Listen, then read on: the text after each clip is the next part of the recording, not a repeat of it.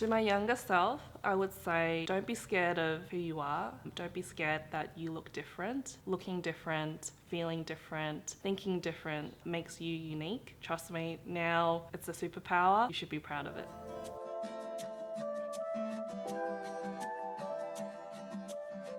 My name is Habin Kim and I'm a 25-year-old Korean Australian who moved to Australia back in the 2000s. The first time I felt different growing up as a Korean in Australia was when I was in primary school. Went in with basically no English, so the language barrier first of all made me feel different, but it was more of the physical aspects. Like, sometimes kids would drop comments about, the whole slanted eye. The extreme scenario was when kids used to come up to me and physically pull my eyes with their hands. Really affected my self-esteem, my appreciation for my identity, my looks. When I was 11 years old, so I think that's in year 5 in primary school here in Australia, our family received a really good opportunity through a family friend. There's an opportunity where I could go over as kind of like a transfer student. It was the biggest culture shock, but it was also the turning point where I really found deep respect and deep proudness of being a Korean. And when I came back, I was a completely different person, and that whole earlier on childhood trauma of being different in Australia kind of completely went away. Being Korean Australian, I think, is a huge privilege. Koreans,